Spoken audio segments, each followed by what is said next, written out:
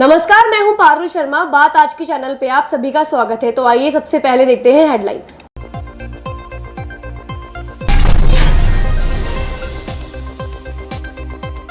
गोवर्धन पूजा पर्व मनाया गया हर्षोल्लास के साथ।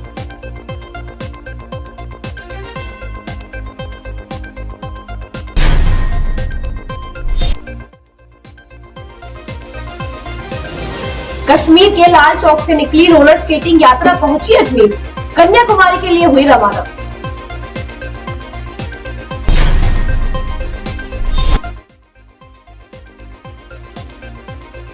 श्रीनगर थाना क्षेत्र में युवती ने फांसी का फंदा लगाकर दी जान, गांव के 2 युवकों पर परेशान करने का आरोप।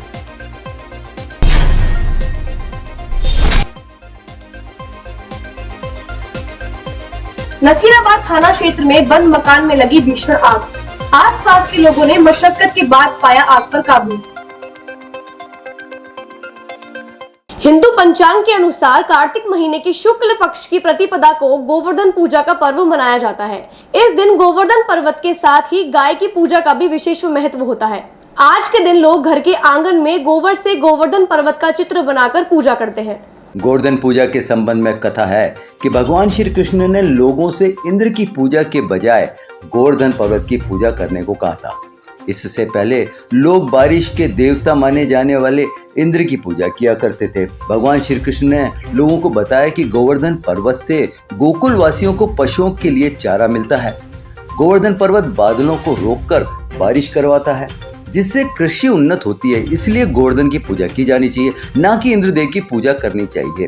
वही जब ये बात देवराज इंद्र को पता चली तो उन्होंने इसे अपना अपमान समझा और फिर गुस्से में आकर ब्रजवासियों पर मूसलाधार बारिश शुरू कर दी। इसके बाद भगवान श्री कृष्ण ने इंद्रदेव का अभिमान चूर करने के लिए गोवर्धन पर्वत को अपनी छोटी उंगली पर उठा लिया और गोकुल वासियों की इंद्र के कोप से रक्षा की। इस दौरान इंद्र के कोप से बचने के गोकुल वासियों ने गोवर्धन पर्वत के नीचे शरण ली और 56 भोग भगवान श्री कृष्ण को खिलाया।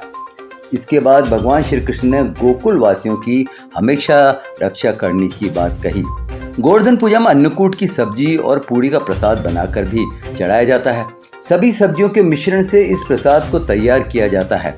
अन्नकूट की सब्जी बनाने के लिए सभी तरह की सब्जियों को थोड़ा थोड़ा खरीदा जाता है, जिसके बाद सब्जियों को मिलाकर उसका अन्नकूट बना लिया जाता है। बता दें कि दिवाली के ठीक दूसरे दिन यानी राम के दिन गोवर्धन पूजा की जाती है। शास्त्रों के अनुसार गाय को उसी प्रकार पवित्र माना जाता है जिस तरह से नदियों में गंगा को पवित्र माना जाता है। वहीं जिस तरह धन की देवी माँ लक्ष्मी सुख समृद्धि प्रदान करती है, उसी तरह गौ माता हमें दूध प्रदान करके अच्छा स्वास्थ्य प्रदान करती है। इसलिए गोवर्धन पूजा के दिन गौधन यानी गौ माता की पूजा का विशेष महत्व माना गया है। माना यह भी जाता है कि गाय में 33 करोड़ देवी देवता वास करते हैं। ऐसे में इस दिन गाय की पूजा करने से मनुष्य के सभी पापों का नाश हो जाता है। हाँ, गोवर्धन पूजा हमारे समाज में बरसों से चली आ रही है और गोवर्धन पर्वत जो ग्वाला समाज ने इसको ग्वाला समाज को जो जब इनकी रक्षा के लिए गोवर्धन पर्वत बनाया था, तो कृष्ण भगवान ने गोवर्धन पूजा ये पर्वत को उठाने के लिए उठा करके और उसकी वर्षा को रोकने के लिए ही गोवर्धन पूजा की जाती है, क्योंकि रोका था बारिश से उसको, इसलिए गोवर्धन पूजा की जाती है। और महिलाएं गोवर्धन को बनाती हैं गोबर से बना करके उसको अपने खीर पूड़ी और फूलों मिष्ठानों का भोग लगाया जाता है। सभी जैन से सभी समाज के सारे समाज के इकट्ठे होकर के एक जगह, फिर सभी जितने भी हमारे समाज के अजमेर के अजमेर समाज में बाकी ग्वाला समाज के हैं जो इतने सभी इकट्ठे होकर के जितने भी घर है ग्वालों के, उनकी पूजा करती है।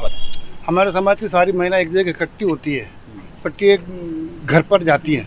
जो हमारे समाज का घर है, प्रत्येक घर वहाँ जाके गोवर्धन जी बनाते हैं, इसकी स्थापना करते हैं, गोवर्धन जी बनाते हैं।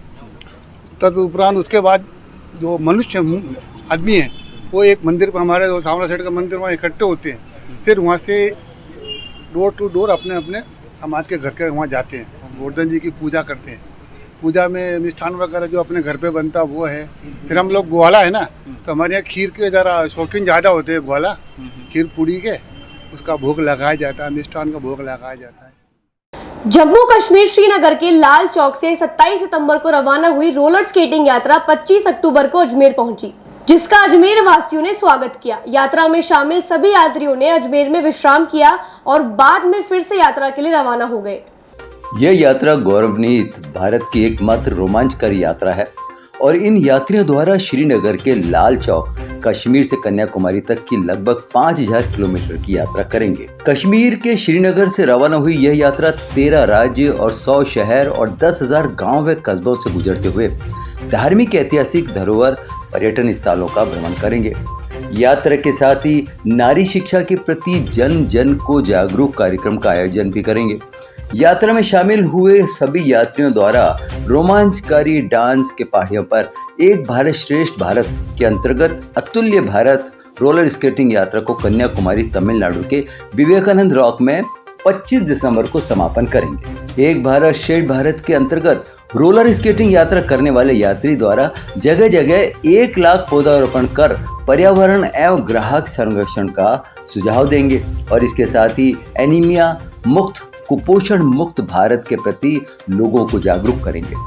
वाराणसी के सांसद व भारत के प्रधानमंत्री नरेंद्र मोदी से प्रभावित होकर वाराणसी रोलर स्पोर्ट्स एसोसिएशन के राजेश डोगरा द्वारा रोलर स्केटिंग स्कूल वाराणसी की नारी शक्ति द्वारा एक भारत श्रेष्ठ भारत के अंतर्गत यह यात्रा शुरू की, जो लगभग 3 माह में पूरी की जाएगी।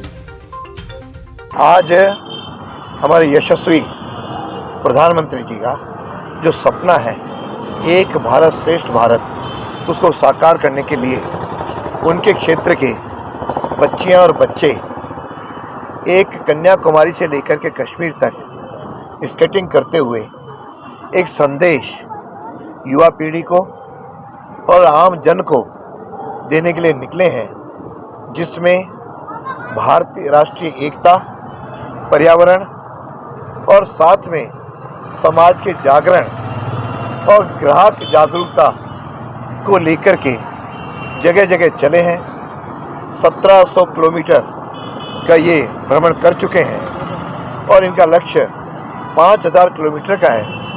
मैं समझता हूँ कि इस तरह से नई पीढ़ी इतना त्याग करके जो निकली है और इसका जो संदेश आम जन को दे रही है, निश्चित रूप से इसमें जो हमारा श्रेष्ठ भारत का जो सपना है माननीय मोदी जी का, उसको साकार करने में जुटे हैं और जगह जगह जाकर के ये इस प्रकार का संदेश दे रहे हैं कि आएँ, पर्यावरण के प्रति भी जागरूक हो और साथ में ग्राहक के जो अधिकार हैं, ग्राहक के जो कर्तव्य हैं, उनके प्रति भी बने। परिजनों ने गांव के ही 2 युवकों पर युवती के साथ गलत काम करने का आरोप लगाया। नसीराबाद सीओ पूनम बरगढ़ ने बताया कि जेएलएन अस्पताल से युवती के फांसी लगाकर आत्महत्या करने की सूचना मिली थी, जिस पर वह मय पुलिस जाब्ते के साथ जवाहरलाल नेहरू अस्पताल पहुंची, जहां पर मृतका के परिजनों ने गांव के ही 2 युवकों पर युवती से ज्यादती करने का आरोप लगाया। हंगामा बढ़ता देख एसपी जूनाराम जाट ने जेएलएन अस्पताल में अतिरिक्त जाब्ता भेज कानून व्यवस्था बनाने के निर्देश दिए। बहरहाल परिजनों की शिकायत पर पुलिस अधिकारियों ने मृतिका का मेडिकल बोर्ड से पोस्टमार्टम कर जांच शुरू कर दी। पुलिस अधिकारी पूनम बरगढ़ ने बताया कि मेडिकल रिपोर्ट आने के बाद नियमानुसार कार्रवाई की जाएगी। श्रीनगर थाना क्षेत्र से एक लड़की के पंखे से लटककर सुसाइड करने की शिकायत मिली थी। हमने यहाँ हॉस्पिटल से हमें रिपोर्ट मिली थी कि ऐसे ऐसे लड़की ने सुसाइड किया है। परिवादियों ने रिपोर्ट दी है कि किसी 2 लड़कों का नाम लिया है उन्होंने, इन्होंने घर में घुसकर हो सकता है लड़की के साथ कुछ गलत करने का उन्होंने शक जाहिर किया है। तो हम इसकी जांच कर रहे हैं, जल्द जो दोषी होंगे उनके खिलाफ कार्रवाई की जाएगी। गाड़ी बताई है उन्होंने, लेकिन हमने अभी तक क्योंकि कार्रवाई हमारी अभी बाकी है कार्रवाई करनी, हमें फिर रात में रिपोर्ट दर्ज हुई है। लड़की का पोस्टमार्टम हमने मेडिकल बोर्ड से रिपोर्ट लेके अभी रेप की धाराओं में उन्होंने शक जाहिर किया है। जैसे रिपोर्ट आएगी हम। मैं और मेरी पत्नी दोनों दूसरे गांव गए हुए थे। मेरे 2 लड़के हैं, वो भी कल त्योहार का टाइम था, वो भी रामा सामा करने गए हुए थे। उस समय 2 लड़के आए, एक का नाम यशवंत सनोप श्री ओम प्रकाश जाति रेगर, एक था मनीष सनोप श्री घनश्याम रेगर, दोनों आए। उसके बाद मनीष नीचे खड़ा था, स्कूटी लेके आए, स्कूटी के पास ही खड़ा था। यशवंत अंदर गया मकान में जाने के बाद यशवंत ने उसके साथ, बच्ची के साथ कुछ आपत्तिजनक हरकत करी उसने, या कोई रेप या कुछ भी करा। फिर अचानक मेरा बच्चा आ गया वहाँ पे, तो यशवंत घबरा के फिर हमारे घर की छत पे चढ़ के पीछे से कूद गया वो। फिर मेरा बच्चा नीचे गया, नीचे देखा तो उसकी स्कूटी खड़ी थी, तो मेरा बच्चा नीचे स्कूटी के पास खड़ा था। वो बोला, उसने सोचा स्कूटी लेने तो आएगा, तो फिर उसने फ़ोन लगाया। तो यशवंत ने बोला कि तू ऐसे कर, तुम और तू दोनों भाई गोल्डन गेट होटल पे आ जाओ, तो अपन समझौता कर लेंगे। तो फिर जब उसका बड़ा भाई नहीं था उस टाइम, फिर बड़े भाई को फ़ोन लगाया। फिर जब बड़ा भाई आया, फिर दोनों उस टाइम रास्ते में खड़े थे। फिर घर पे गए तो इस बच्ची ने सुसाइड कर लिया। अजमेर जिले के नसीराबाद में देर रात बंद पड़े मकान की बालकनी में भीषण आग लगने से क्षेत्र में हड़कंप मच गया, जिसके बाद शहर वासियों ने अपने स्तर पर आग पर काबू पाया। बताया जा रहा है कि पटाखे की चिंगारी से बालकनी में पड़े कचरे में आग लग गई थी। हालांकि इस दौरान कोई जनहानि नहीं हुई है। दरअसल मंगलवार देर रात नसीराबाद के शहीद स्मारक के पास स्थित एक मकान की बालकनी में पड़े सामान में पटाखे की चिंगारी से आग लग गई। जानकारी के अनुसार मकान की बालकनी में पुराना सामान और फर्नीचर पड़ा हुआ था, जिसमें पटाखे चिंगारी से अचानक आग लग गई। आग ने कुछ ही देर में लपटों का रूप ले लिया, जिसे देखकर आसपास के लोगों ने आग को बुझाने के प्रयास शुरू कर दिए। मकान बंद होने से कुछ युवकों ने बालकनी पर चढ़कर बाल्टियां से पानी डालकर कुछ ही देर में आग पर काबू पा लिया, वरना आग फैलने से बड़ा हादसा हो सकता था। मकान के नीचे खाद, बीज, टायर, ऑटो मैकेनिक आदि की दुकानें थी। वक्त रहते क्षेत्रवासियों ने आग पर काबू पा लिया, नहीं तो एक बड़ा हादसा हो सकता था। हर साल की तरह भाई दूज पर सजायाफ्ता भाइयों को तिलक लगाने आई बहनों को इस साल मायूस होकर वापस लौटना पड़ा। अजमेर के केंद्रीय कारागृह में दूर दराज से पहुंची बहनों और परिजनों को उस वक्त मायूसी हाथ लगी जब जेल प्रशासन ने गुरुवार को कैदियों से मुलाकात की बात कही। बहनें अपने भाइयों को तिलक लगाने, मुंह मीठा कराने के लिए सामान लेकर पहुंचती थी, लेकिन सब ऐसे ही रखा रह गया। घंटों तक जेल अधिकारियों की मिन्नत करने के बाद भी जब कोई अनुमति नहीं दी गई तो बहनें मायूस होकर वापस लौट गई। उन्होंने मीडिया से बात करते हुए बताया कि जाने अनजाने अपने भाइयों द्वारा किए गए जुर्म को लेकर उन्हें पछतावा है, लेकिन कम से कम साल में एक बार आने वाले इस पवित्र त्योहार पर तो अपने भाइयों से मुलाकात करवानी चाहिए थी, जो कि जेल प्रबंधन नहीं करा रहा। ऐसे में उन्हें बेहद दुख है कि वह अपने भाइयों से नहीं मिल पाई। बाहर से ही उन्होंने प्रार्थना की कि जल्द से जल्द उनके सजा याफ्ता भाई जेल से बाहर आएं और जुर्म को छोड़कर एक अच्छे नागरिक की तरह जीवन जिएं और परिवार के साथ रहें। आज भाई दूज मनाने आया जेल में। हाँ। अच्छा, कितना टाइम हो गया बंद हो जाना? 16-17 दिन। दादा मिठाई का डब्बा सब बाहर से अंदर देने नहीं देते। हाँ। हम लेके नहीं आया, बोली यहाँ पैसे दे देंगे, ले लीजिए। हाँ। दादा कहाँ बांध दी, नहीं भेजे, मलने ही नहीं दिया, अभी कहाँ भेजेंगे। हाँ, मलने के लिए आया, अभी बाहर से खरीद के लिए आएंगे। आप बोलोगा तुम्हार तो बढ़िया मनाता, आरती करता, धागा बांधता, मिठाई का डब्बा देता, घोड़ा देता, मावा का भर के खिलाता। अभी यही नहीं है तो किसको खिलाओ। अजमेर जटिया पंचायत की ओर से चंद्रवरदाई में क्रिकेट प्रतियोगिता का आयोजन हुआ, जिसमें वरिष्ठ रेलवे अधिकारी राजकुमार उदवानी ने शिरकत की। प्रतियोगिता में अजमेर ब्यावर की टीमों ने भाग लिया। अजमेर जटिया पंचायत के अध्यक्ष अर्जुनलाल जी बोरा, ब्यावर के अध्यक्ष राजेंद्र जी तुनगरिया, महामंत्री देवकरण फुलवारी, प्रेम शंकर मौर्य, राजेश बांसीवाल, पूर्व अध्यक्ष छगनलाल धौलपरिया, हरचंद जटिया, ईश्वर पलिया, गणपत लाल बोरा, रैगर महासभा अध्यक्ष अरविंद धौलखेड़िया, पूर्व खिलाड़ी सतीश कुमार बाकोलिया, चेतन प्रकाश पलिया, अशोक कुमार उद्वानी, खेल मंत्री उमाशंकर मोलपरिया, खेल सचिव मनोज खोरवाल, संयोजक भारत सिंगाड़िया, राजेश मौर्य, मुकेश सबलानिया, अजय बाकोलिया, राजेश फुलवारी। यह प्रतियोगिता 6 दिनों तक चलेगी। इस प्रतियोगिता में 7 टीमें भाग ले रही हैं। अजमेर जटिया पंचायत संस्थान की ओर से चंद्रवरदाई नगर के अंदर ग्राउंड में एक मैत्री मैच खेला जा रहा है, जिसमें श्री जटिया पंचायत समिति ब्यावर की टीम और अजमेर की टीम के बीच में एक मैत्री मैच खेलकर रिश्तों को और प्रगाढ़ करने की अर्जुन जी बोहरा अध्यक्ष जटिया पंचायत से उन्होंने कोशिश की है और हम लोग यहाँ पे टीम लेकर पहुँचे हैं। हम चाहते हैं कि हमारे रिश्ते और मजबूत हो और समाज का एक उच्च स्तर पे नाम हो। मैत्री मुकाबला प्रारंभ हुआ है उद्घाटन सत्र में।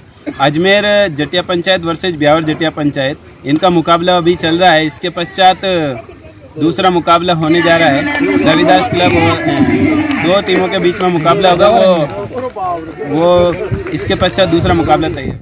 पुष्कर तीर्थ नगरी में स्थित खंडेलवाल धर्मशाला में आयोजित 7 दिवसीय श्रीमद् भागवत कथा ज्ञान यज्ञ महोत्सव बुधवार को कलश यात्रा के साथ शुरू हुआ। स्वर्गीय केसर देवी की स्मृति में धर्मावत परिवार की ओर से आयोजित कथा की शुभारंभ पर सुबह गौघाट से भागवत पुराण की शोभा यात्रा निकाली गई। कथावाचक पंडित गौरव व्यास महाराज के सानिध्य में निकाली गई शोभा यात्रा में मुख्य यजमान भागवत पुराण को सिर पर रखकर चल रहे थे। उनके पीछे परिवार व समाज की बड़ी संख्या में महिलाएं सिर पर कलश लिए कदम से कदम बढ़ा रही थी। गाजे बाजे के साथ आरंभ हुई यात्रा मुख्य मार्ग से होते हुए आयोजन स्थल पहुंची। पहले दिन कथावाचक ने कार्तिक माह के दौरान पुष्कर तीर्थ में भागवत कथा के आयोजन व श्रवण का महत्व पर प्रकाश डाला। ये भागवत कथा खंडेलवाल धर्मशाला में कराई जा रही है। ये हमारी माताजी केसर देवी की स्मृति में और मेवाड़ सेवानिवृत्ति कार्यक्रम के उपलक्ष्य में ये हमारे परिवार द्वारा, धर्मावत परिवार द्वारा पूर्व पालिका अध्यक्ष जनार्दन शर्मा, केदारदास शर्मा, सत्यनारायण शर्मा, ओम प्रकाश शर्मा, हर्ष पारासर, गौरव पारासर के द्वारा कराई जाती है। कथावाचक कौन है? कथावाचक पंडित गौरव व्यास है, जो 17 वर्षों से ज़्यादा एक भागवत कथा कर रहे हैं और ये एक इंजीनियर है और बेंगलोर से अजमेर में निवास कर रहे हैं। ये किस जगह चल रही है, कितने दिन चलेगी? ये 7 दिन भागवत कथा चलेगी और खंडेलवाल धर्मशाला में चलेगी। ये जीवन के सार्थक बनाने के लिए भागवत कथा का आयोजन किया जा रहा है। मैं हमारी सासू माँ की पुण्य स्मृति में और मेरे पति की सेवानिवृत्ति के उपलक्ष्य में खंडेलवाल धर्मशाला में 26 अक्टूबर से 1 नवंबर तक भागवत कथा का आयोजन किया जा रहा है और पंडित गौरव व्यास जी कथावाचक है, जो पिछले 17 सालों से कथा कर रहे हैं, जिसका रसास्वादन लेने के लिए टाइम है 1 से 5 बजे। 26 अक्टूबर से 1 नवंबर तक भागवत महापुराण की कथा पूज्य स्वामी जी श्री गौरव व्यास जी द्वारा संपन्न होने जा रही है। यह हमारे प्रिय हरिप्रसाद, जो एडमिनिस्ट्रेटिव ऑफिसर के रूप में जनाना अस्पताल से सेवानिवृत्त हो रहे हैं और हमारी बहू केसर देवी की स्मृति में संपन्न होने जा रही है और सब पुष्कर राज के आयोजन तो पुष्कर राज की कृपा से हो रहा है। खबरों का सफर यहीं समाप्त होता है। देखते रहिए बात आज के चैनल। मिलते हैं आपसे अगले बुलेटिन में, तब तक के लिए दीजिए इजाजत। धन्यवाद।